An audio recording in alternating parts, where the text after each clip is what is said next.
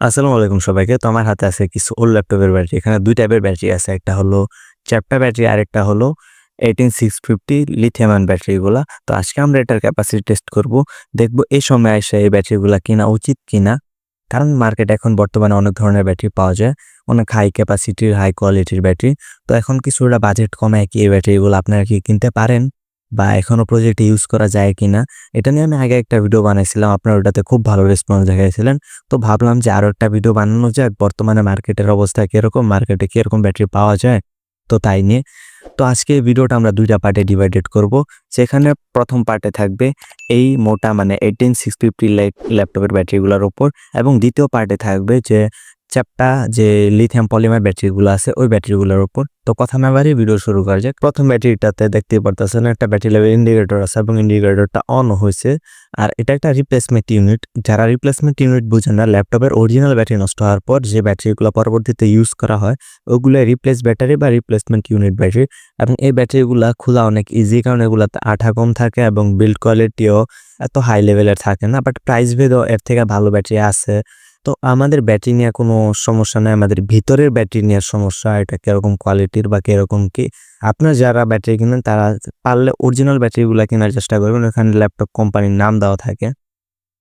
আর এখানে যে ইন্ডিকেটরটা অন হয়েছে এখানে একটা বা ২টা প্রবলেম হইতে পারে। এক হলো সার্কিটের যে আউটপুট আইছে ওটাতে সমস্যা, আর এখানে কোনো একটা ব্যাটারির ক্যাপাসিটি লো হয়ে গেছে যার কারণে ব্যাকআপ কমে গেছে। আর এখানে দেখতে পারতেছেন 5200 এমএইচ, তো পার্সেল 2600 এমএইচ থাকার কথা, বাট এখানে আছে 2200 এমএইচ।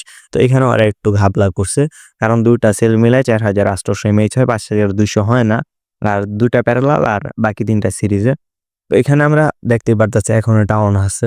তো এটা আমরা সবগুলা খুলবো, বাট খোলার সময় সাবধান, কারণ নিকেল স্ট্রিপে হাত কাটা যেতে পারে। আমারও হাত কেটে গেছে।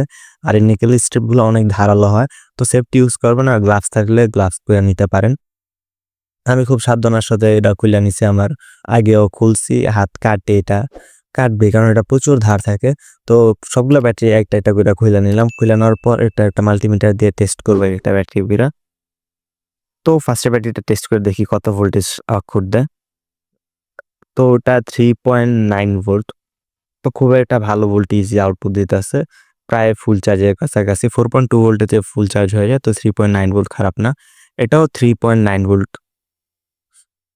আমাদের তৃতীয় ব্যাটারিটাও 3.4 ভোল্ট, প্রায় 3.99 ভোল্ট। তো চতুর্থ ব্যাটারিটা দেখি, এটাও 4 ভোল্ট। পঞ্চম ব্যাটারিটা, এটাও 4 ভোল্ট। এবং লাস্টের ব্যাটারিটা, এটাও 4 ভোল্ট। তো এখানে দেখেন 4টা ব্যাটারি 4 ভোল্ট আর 2টা ব্যাটারি 3.9 ভোল্ট। আমার মনে হয় ফার্স্টের 2টা ব্যাটারিতে ক্যাপাসিটিতে একটু প্রবলেম আছে, যার কারণে ব্যাকআপ কমাই দিছিল, এর কারণে অফ হয়ে গেছে। তো এখানে দেখতেই পারতেছেন 43 গ্রাম, মানে একটা 2200 এমএইচ এর ব্যাটারি সেলের যতটুকু ওয়েট থাকার কথা এখানে সেম অতটুকু ওয়েটই আছে। এবার দ্বিতীয় ব্যাটারিটা খোলার পালা, এবং এটাও একটা রিপ্লেসমেন্ট ইউনিট। আর রিপ্লেসমেন্ট ইউনিট হওয়ার কারণে এই ব্যাটারিটাও খুব ইজিলি খুলে ফেলতে পারছি, কারণ এটাতে আঠার পরিমাণ কম ছিল। যেখানে অরিজিনাল ব্যাটারি হইলে এখানে প্রচুর পরিমাণে আঠা দেওয়া হইতো। তো এটাও পার্ট টু পার্ট আমরা খুলে নিলাম, খুলে এটা টেস্ট করব। এবং এই ব্যাটারিটা তো আপনার সাবধান, মানে সবগুলো ব্যাটারি খোলার সময় সাবধান থাকবেন, কারণ নিকেল স্ট্রিপ দিয়ে হাত কেটে যাওয়ার খুব এটা রিস্ক থাকে, হাই রিস্ক। তো সবগুলো ব্যাটারি ক্লিয়ার করে নিব আমি, প্রত্যেকটা ব্যাটারি। আর এই ব্যাটারিগুলোতে কেন জানি এমএইচ লেখা ছিল না, তো ওটা প্রবলেম নেই গা। তো ফার্স্ট ব্যাটারিটা আমি টেস্ট করে দেখি কত ভোল্টেজ আউটপুট দিতেছে। এটা 4.36। তো এটা ফুল চার্জ আছে। এবং সেকেন্ড ব্যাটারিটা দেখি এটা কত ভোল্টেজ। এটাও 4.36, সেম ভোল্টেজ। এটা 4.26। এই ব্যাটারিটাও 4.36। এই ব্যাটারিটা 4.26।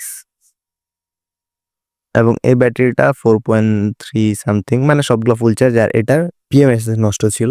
আপনারা যদি পিএমএস নষ্ট ব্যাটারি পান তাহলে মনে করবেন জ্যাকপট লেগে গেছে, কারণ সবগুলা ব্যাটারি ভালো থাকবে, 6টা ব্যাটারি ওকে থাকে।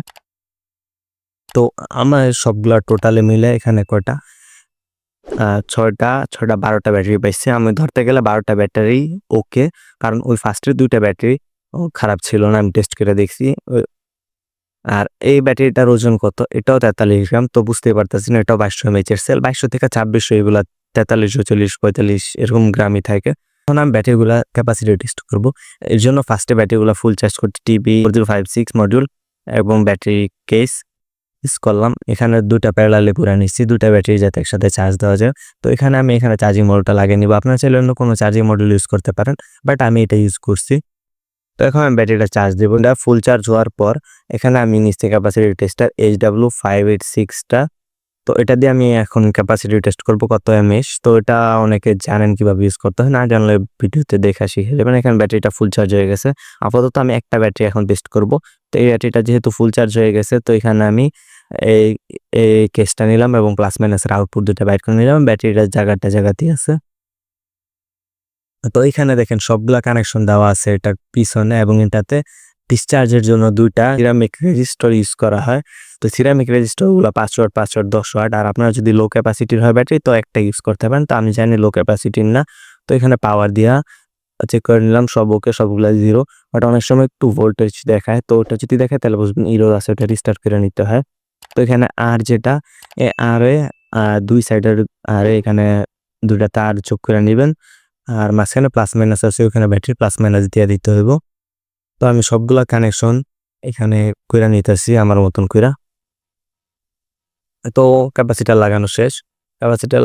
এখন ব্যাটারিগুলোর প্লাস মাইনাস দেখা লাগিয়ে নিতে হবে। যদি প্লাস মাইনাসে ভুল হয় তাহলে সার্কিটটা নষ্ট হয়ে যাবে। আর সবসময় যেকোনো ইলেকট্রনিক সার্কিটে আপনার প্লাস মাইনাসটা একটু ভালো করে দেখা লাগানোর চেষ্টা করবেন। তো এটা প্লাস মাইনাস লাগানো শেষ। তো এবার ব্যাটারিটা চেক করার পরে এখানে আমি পাওয়ার দিলাম। পাওয়ার দেওয়ার পর দেখতে পারতেছেন এখানে ভোল্টেজ শো হয়ে গেছে, ব্যাটারিতে কতটুকু চার্জ আছে।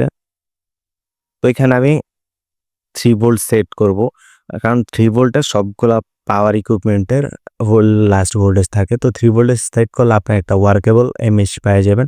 তো এখানে আমি 3 ভোল্টেজ সেট করে এখানে ওকেতে চাপ দিব। ওকেতে চাপ দিলেই দেখেন এটা ডিসচার্জ হয় এবং ক্যাপাসিটি মানে বের করা শুরু হয়ে গেছে। তো ভোল্টেজ এখানে 1 এম্পিয়ারে লোড দিতেছে এবং ক্যাপাসিটি টেস্ট হইতাছে। তো এটা প্রায় 3-3.5 ঘন্টার উপর লাগবে। তো এই যে দেখেন এটা ক্যাপাসিটি টেস্ট হইতাছিল 41 এমএএইচ। তো এটা ফুললি ক্যাপাসিটি টেস্ট হওয়ার পর দেখলাম যে এখানে 1457 এমএএইচ ক্যাপাসিটি আমাদের বের হইছে। তো আমরা একটা হিউজ ল্যাপটপের ব্যাটারি হিসেবে অনেক ভালো একটা ক্যাপাসিটি বের হইছে। আবার অনেক সময় 22 এমএএইচ হিসাব করলে 1457 এমএএইচ খারাপ না। তো আপনারা চাইলে এই ব্যাটারিগুলা বিভিন্ন প্রজেক্টে ইউজ করতে পারেন। আর আপনারা এই ব্যাটারিগুলা লো প্রাইসে ল্যাপটপ যে দোকানে ঠিক করে দোকান থেকে কিনে নিতে পারবেন। অনেক জায়গায় এক জায়গায় এক রকমের দাম। তো আপনারা চাইলে এভাবে টেস্ট করে ইউজ করতে পারেন যেকোনো প্রজেক্টে। তো আজকের জন্য আল্লাহ হাফেজ। সবাই চ্যানেলটা সাবস্ক্রাইব করে দিবেন। ধন্যবাদ।